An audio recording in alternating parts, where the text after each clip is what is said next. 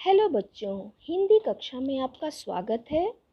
आज हम आईसीएसई की हिंदी पाठ्य पुस्तक साहित्य सागर का पाठ 4 नेताजी का चश्मा का सारांश करेंगे। प्रस्तुत कहानी लेखक स्वयं प्रकाश द्वारा लिखित है। इस कहानी में लेखक ने कैप्टन चश्मे वाले के माध्यम से आम नागरिकों के उस योगदान को बताया है जो अपने अपने तरीके से देशभक्ति का परिचय देते हैं।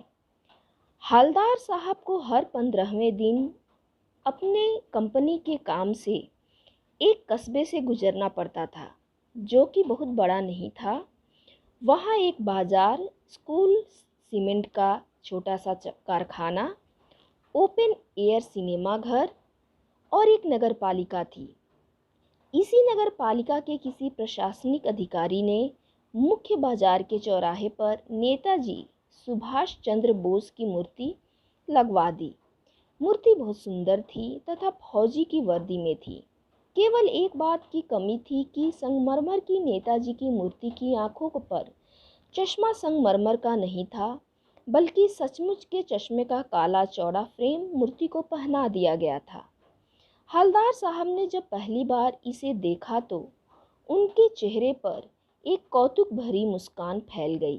जब दूसरी बार हवलदार साहब उधर से गुजरे तो मूर्ति में कुछ अंतर पाया। ध्यान से देखा तो पाया कि चश्मा दूसरा है। हवलदार साहब की हैरानी बढ़ गई। मूर्ति कपड़े नहीं बदल सकती, पर चश्मा तो बदल सकती है। तीसरी बार फिर नया चश्मा था। हवलदार साहब को आदत पड़ गई। हर बार चौराहे पर रुकते, मूर्ति को देखते। एक बार उन्होंने पान वाले से पूछ ही लिया कि नेताजी का चश्मा हर बार कैसे बदल जाता है। पान वाले ने हंसते हुए उत्तर दिया कि यह काम कैप्टन चश्मे वाला करता है।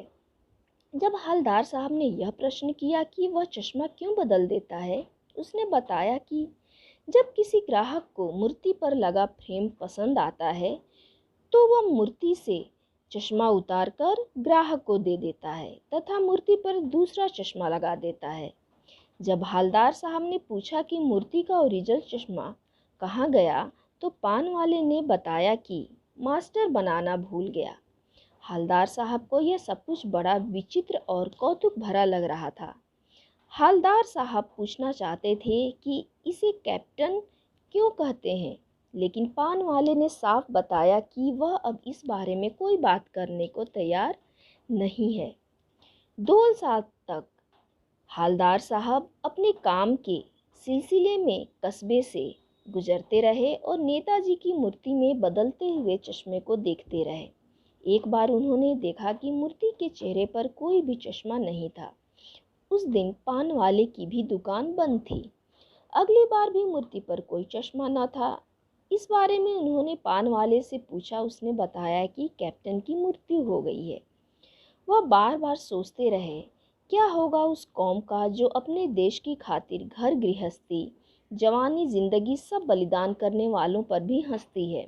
हवलदार साहब 15 दिन बाद फिर उस कस्बे से गुजरे तो ड्राइवर से कहा कि चौराहे पर मत रुकना, लेकिन आदत से मजबूर उनकी आंखें मूर्ति की तरफ उठी तो वे जोर से चीखे, रोको। जीप के रुकने के बाद वे मूर्ति की तरफ लपके। उन्होंने देखा मूर्ति पर सरकंडे से बना छोटा सा चश्मा रखा हुआ था, जैसा बच्चे बना लेते हैं। यह देखकर हवलदार साहब भावुक हो उठे और उनकी आंखें भर आईं।